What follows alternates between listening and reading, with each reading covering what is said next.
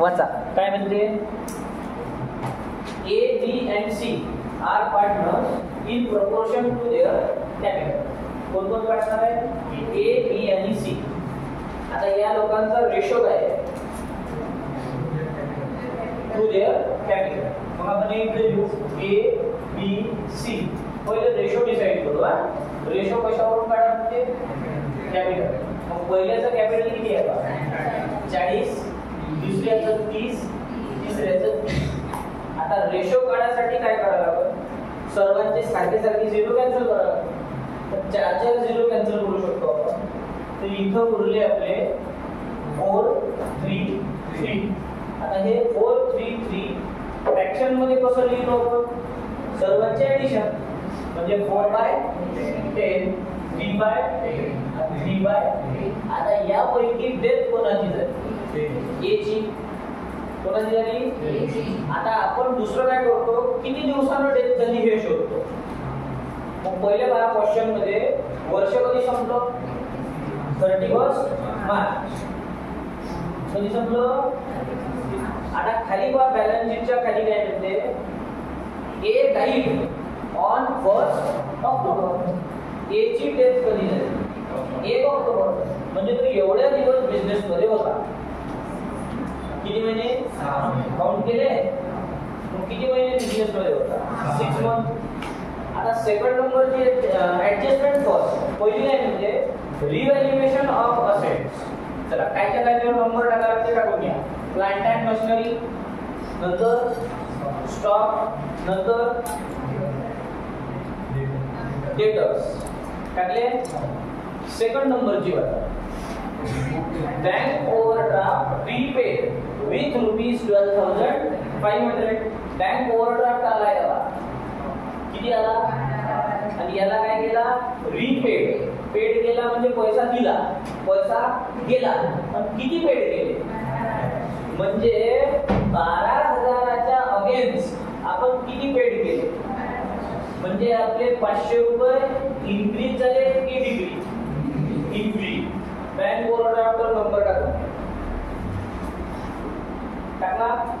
चला नेक्स्ट वाचा. नंबर कोणता? तिसरा. Goodwill of the firm valued ₹30,000. आता आपल्याला बनवावं लागतं वर्किंग नोट नंबर 1. पहिल्या वर्किंग नोटचं नाव काय आहे? Calculation of goodwill.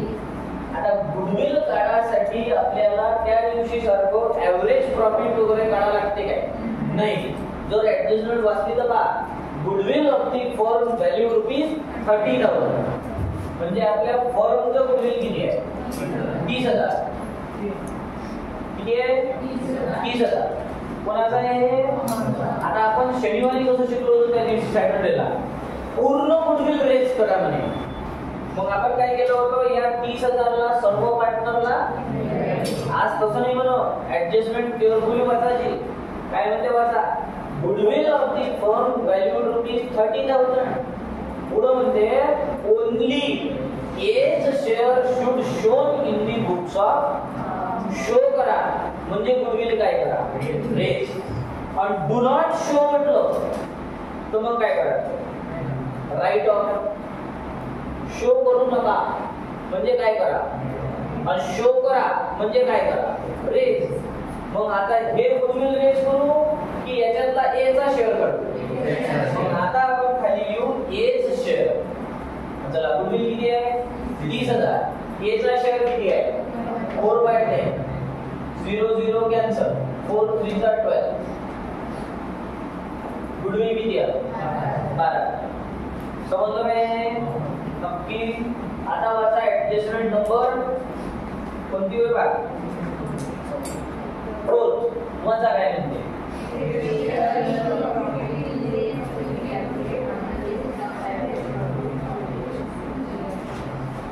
हा. आता आपल्याला बनवायची आहे working note number 2. As share in profit. Death कोणाची झाली? मग याचा हिस्सा काढायला लागला ना. आता आपण कसं शिकलोय बघू का? हे असं शिकलोय 1 इयरचं प्रॉफिट इज इक्वल टू एवढे रुपये. शिकलो ना. आज असं करायला लागते का? आज काय म्हणते वाचा,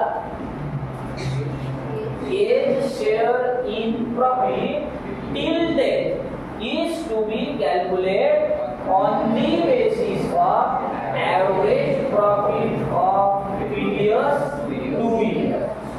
म्हणजे पहिले आपल्याला शोधायला लागते ॲव्हरेज प्रॉफिट. कोणतं प्रॉफिट? आणि ॲव्हरेज प्रॉफिटचा formula total profit upon number of year. तर आता शोधा टोटल प्रॉफिट साठी किती प्रॉफिट आहे?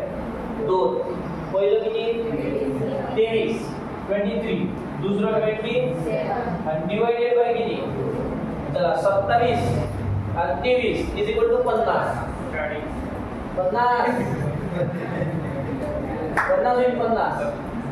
50 डिवाइडेड बाय 2 25. हे जर कोणतं प्रॉफिट झालं? Average profit. किती आलं? 25,000. मग ॲव्हरेज प्रॉफिटच्या चॉईस लावा म्हणजे काय? कसं म्हणे? On the basis of average profit. म्हणजे जेवढं आपलं ॲव्हरेज प्रॉफिट आलं तेवढं. मग आता आपण लिहू शकतो फर्स्ट इयर प्रॉफिट किंवा 1 year profit is equal to 25,000. हे किती दिवसाचं आहे? आता आपल्याला पाहिजे डेथ झालेल्या महिन्याचं प्रॉफिट. तर मग डेथ किती महिन्याची झाली? 6. तर 6 मंथ प्रॉफिट. चला 25,000 मल्टिप्लाइड बाय किती? Divided by. तर आन्सर होते 12,500. एक पोरच निघते. एका वर्षाचं किती? 6 महिन्याचं अर्ध 12,500. पण हे प्रॉफिट कोणाचं आहे? आपल्याला कोणाचं काढायचं आहे? मग अजून खाली असं लिहू एज शेअर. कोणाचा शेअर? तर आपलं प्रॉफिट किती आलं? 12,500. आणि ए चा शेअर किती होता? 4/10. 0 कॅन्सल. 1250 multiplied by 4 5,000. हे झालं ए चा गुडविल मधला शेअर आणि हा झाला ए चा प्रॉफिट. या 2 वर्किंग नोट बनवायच्या नेहमी. ठीक आहे. आता आपण बाकीचे अकाउंट बनवू. अजून कोणती ऍडजस्टमेंट आहे? कोण घ्या? कोणतीच नाही. चला आता पहिलं अकाउंट कोणतं? कॅश अकाउंट किंवा बँक अकाउंट. सांगा कॅश अकाउंट मध्ये पहिले बॅलन्स सांगा किती? 24. आता हे कॅश अकाउंट बनवताना काय करायचं? पैसे आले तर डेबिट साईड, गेले तर सेकंड नंबरची ऍडजस्टमेंट बघा. पैसे गेले आहे आपल्याजवळ. नंबर 2 होता बँक ओव्हरड्राफ्ट रीपेड. पेड केला होता कितीचा? 12चा. आपण किती पेड केली? 12. म्हणजे पैसे गेले. कोणती साईड? काय नावाने? Bank overdraft. किती पेड केले? 12,500. तर अजून शोधा पैसे आले काय गेले काय पहा. काहीच नाही. मग आता टोटल करू, बॅलन्स काढू. टोटल झाली 24. 24 मधून किती मायनस करू? 12,500. किती उरले? त्याला नाव देऊ आपण बाय बॅलन्स. कॅश अकाउंट समजलं. आता सेकंड कोणता आहे? डिव्हॅल्युएशनला अजून एक दुसरं नाव आहे. कोणतं? Profit and loss adjustment account. यात कोणत्या एंट्री येते? इन्क्रीज झालेल्या, डिक्रीज झालेल्या. तर पहिले लायबिलिटी साईडला शोधा काय इन्क्रीज झाला आहे. बँक ओव्हरड्राफ्ट इन्क्रीज झाला आहे. बँक ओव्हरड्राफ्ट कितीचा होता? 12,000चा. आणि पेड किती गेले? 500 काय झाले? बँक ओव्हरड्राफ्ट आपली असेट आहे की लायबिलिटी? लायबिलिटी इन्क्रीज झाली तर credit side. Bank liability increase झाली तर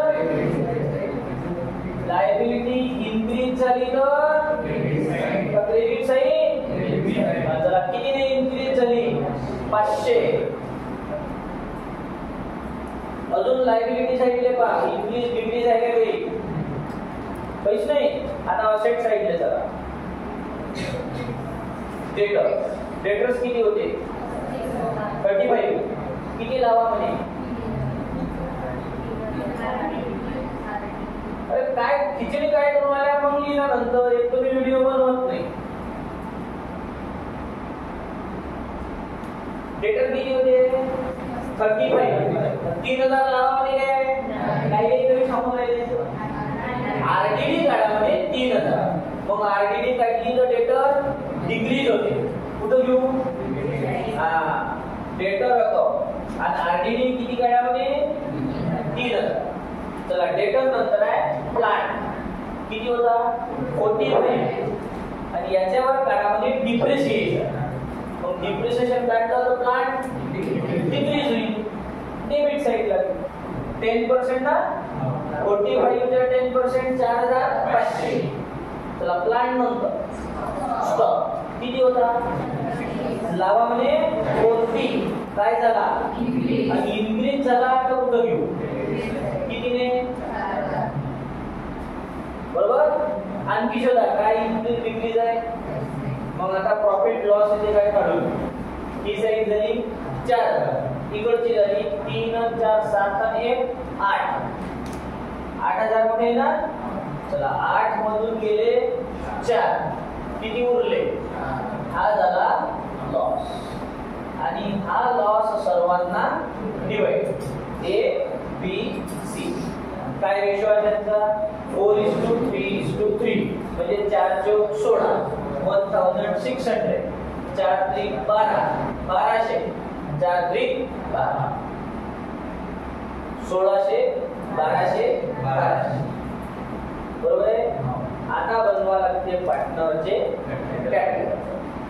कॅपिटल अकाउंट बनवताना आपण किती पॉइंट कन्सिडर करत असतो 4 पहिले कॅपिटल अकाउंट मध्ये कुठून घ्यायचं कोणत्या साईडला लिहायचं माहित झालं सगळे पहिल्याचं आहे 40,000 दुसऱ्याचं 30 आणि तिसऱ्याचं 30,000 असे किती पॉइंट पहिले काय लिहिलं आता एंट्र्या तर लायबिलिटी साइडले बा रिझर्व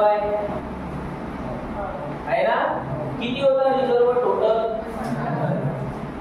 15 कोणत्या रेशो मध्ये घ्या 4:3:3 6000 4500 4500 मी केलेली वही आले का बरोबर सर्वांचे पहिले किती मिळाले दुसऱ्याला 4000 आणि तिसऱ्याला पण किती असे किती पॉइंट आहे पहिले काय लिहिलं मग एंट्र्या आता तिसरा पॉइंट डेबिट वाले एंट्र्या क्रेडिट साइड क्रेडिट वाले एंट्र्या डेबिट साइड चला कॅश अकाउंट मध्ये पहा ए बी सी कोणाचं नाव दिसते कोणाचंच नाही सोडून देऊ आता रिव्हॅल्युएशन मध्ये पहा इथे कोण आहे ए कुठं होता आता कुठं घेऊ कोणाच्या अकाउंट मध्ये चला काय नावाने लिहू सांगा रिव्हॅल्युएशन किती रुपये 16 आता कोण आहे बी बी कुठं होता क्रेडिटचा कुठेही काय नावाने रिव्हॅल्युएशन किती रुपये 1200 आता कोण आहे सी कुठे होता क्रेडिटचा काय नावाने रिव्हॅल्युएशन हेच व्हॅल्यू लिहून 1200 पहिले काय लिहिलं मग एंट्र्या डेबिटच्या क्रेडिटच्या आता 4th नंबरचा पॉइंट आहे की जर तुम्ही असेट घेतली तर डेबिट आहे आणि लायबिलिटी घेतली तर चला आपल्या याच्यात कुणी असेट घेतली आहे का बा लायबिलिटी घेतली काय बा मग आता काय करायचं ज्या पार्टनरची डेथ झाली त्या पार्टनरच्या हिश्श्याचं गुडविल आणि त्याच्या हिश्श्याचं प्रॉफिट डेथ झालेल्या पार्टनरच्या कॅपिटल अकाउंटच्या क्रेडिट साइड बरोबर ना चला गुडविल वाला हिस्सा काय नावाने लिहायचा गुडविल अकाउंट किती रुपये आणि प्रॉफिट वाला हिस्सा काय नावाने लिहायचा profit and loss suspense account किती ही झाली यांची पहिली एंट्री आणि याची सेकंड एंट्री कुठे करायची न्यू बॅलन्स शीटच्या असेट्स. गुडविलला काय नाव द्यायचं गुडविल अकाउंट किती आणि प्रॉफिट मधल्या शेअरला काय नाव द्यायचं profit and loss suspense account. बरोबर ना. चला आणखी काय राहिलं त्यातलं आता एक एक अकाउंट क्लोज करू टोटल करून त्याला काढू. चला इकडे लक्ष 40 आणि 12 52 58 आणि 5 63 63 बरोबर आहे काय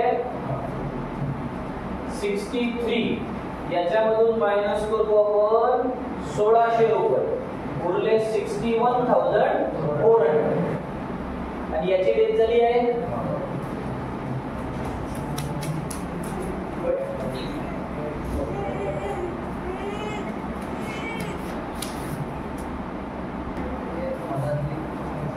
याची टोटल करून बॅलन्स किती आलं 61,400.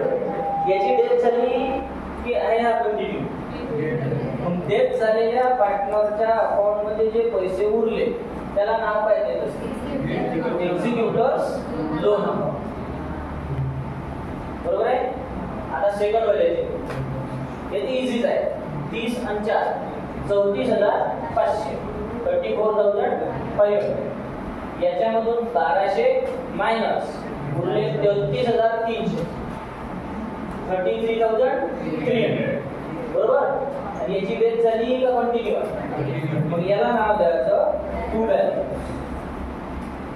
त्याच्यानंतर लास्ट वाले जर सेमच येते याच्यासारखं बॅलन्स एक सेम आहे टोटल एक सेम आहे 34,500 34,500 उरले 33,300 आणि याला नाव काय देऊ टू बॅलन्स. आता आपल्याला डेट पण आहे आणि बॅलन्स शीट पण सांगून देतो. चला इकडे हे न्यू बॅलन्स शीट आहे. कोणती बॅलन्स शीट जेव्हा आपण ऍडमिशन रिटायरमेंट मध्ये बॅलन्स शीट बनवतो तेव्हा बॅलन्स शीट बनत असते 1 एप्रिलची म्हणजे 31 ला आपलं वर्ष संपते आणि 1 एप्रिल ला वर्ष सुरू होते. डेट ऑफ पार्टनर मध्ये काय करायचं बॅलन्स शीटची डेट लिहिताना 31 मार्च लिहायची नाही. ज्या दिवशी पार्टनरची डेथ झाली त्या दिवशीची बॅलन्स शीट असते हे लक्षात ठेवा. मग आपल्या पार्टनरची डेथ 30 जूनला झाली 31 जुलैला झाली काही 1 ऑक्टोबरला झाली. मग हे जे बॅलन्स शीट बनत हे बॅलन्स शीट कोणत्या वर्षीची बनत 1 ऑक्टोबर पासून पुढे. कधीपासून 1 ऑक्टोबर. काय लक्षात. आता ही समजलं ना. आता ही बॅलन्स शीट बनवताना काय करायचं क्वेश्चन मधली बॅलन्स शीट जशीच्या तशीच घ्यायची फक्त अमाऊंट त्या घ्यायच्या नाही. 5 मिनिटात बॅलन्स शीट बनवून पहिले पहा लायबिलिटी साइडला पहिल्या नंबरची एंट्री काय आहे कॅपिटल अकाउंट. जुन्या बॅलन्स शीट मध्ये किती पार्टनर होते 3. आता एका पार्टनरची डेथ झाली मग कंटिन्यू मध्ये किती राहिले 2. कोण कोण राहिलं बी आणि सी. बी आणि आता व्हॅल्यू जुन्या लिहायच्या नाही मग व्हॅल्यू कुठून आणायच्या तर बी च्या अकाउंट मध्ये बॅलन्स किती आलं ते झालं बी चं कॅपिटल 33,300. तसं सी चं बॅलन्स किती आलं 33,300 झालं. आता उरला कोण आहे ए ची काय झाली डेथ. तर डेथ झालेल्या पार्टनरचं आपल्यावर काय बाकी आहे लोन. पण कोणाचं मग याला असं लिहायचं एज एक्झिक्युटर्स लोन आणि त्याचं लोन किती होतं 61,400 बरोबर ना.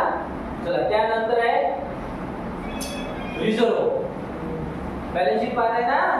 त्याच्यानंतर काय आहे ह्याचा का नाही रिझर्व पार्टनरला डिवाइड झाला आहे. त्याच्यानंतर आहे सन्ड्री किती होते क्रेडिटर्स 33.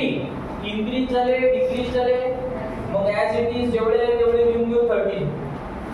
नंतरची एंट्री पहा काय ओव्हरड्राफ्ट घेऊ काय का नाही ओव्हरड्राफ्ट काय झाला पेड झाला म्हणजे त्याचे पैसे दिले घ्यायचा काय अजून लायबिलिटीला काय आता असेट साइडने जो पहिली एंट्री आहे कॅश बॅलन्स व्हॅल्यू किती होती जुनीवाली 24 ते घ्यायची काय मग ह्या कॅश अकाउंट मधलं बॅलन्स किती आहे 11,500 बरोबर आहे त्याच्यानंतर आहे डेटर किती होते 35 आणि त्याच्यावर काय काढा म्हणे आरडीडी कोणती आरडीडी म्हणजे किती तर बाहेर येते 32 नंतर आहे प्लांट किती होता 45 किती होता चला काय म्हणजे वाचा बरोबर डिप्रिसिएशन काढा 10% ना ते झाले 4,000 तर बाहेर येते 40,500 बरोबर आहे प्लांट नंतर आहे स्टॉक किती होता 36 आणि किती लावा म्हणे 40 काय झाला आणि इन्क्रीज झाला तर काय करायचा प्लस कितीने इन्क्रीज झाला 4,000 आणि बाहेर किती काढायचे 40 त्यानंतर आहे इन्व्हेस्टमेंट आणि सांगा इन्व्हेस्टमेंट किती होती 20 ती इन्क्रीज झाली काय डिक्रीज झाली काय मग ऍज इट इज घेऊ ठीक आहे आता आठवणीनं काय करायचं ज्या पार्टनरची डेथ झाली त्या पार्टनरच्या हिश्श्याचं गुडविल आणि त्याच्या हिश्श्याचं प्रॉफिट हे लिहायचं हे आपण ऑलरेडी लिहिलेलं आणखी कोणती एंट्री झाली आता लायबिलिटी साइड आणि असेट साइड दोन्ही करून पहा 1,61,000 या साइडची करा 160 बरोबर दोन्ही साइड सेम येते नक्की चला करा मग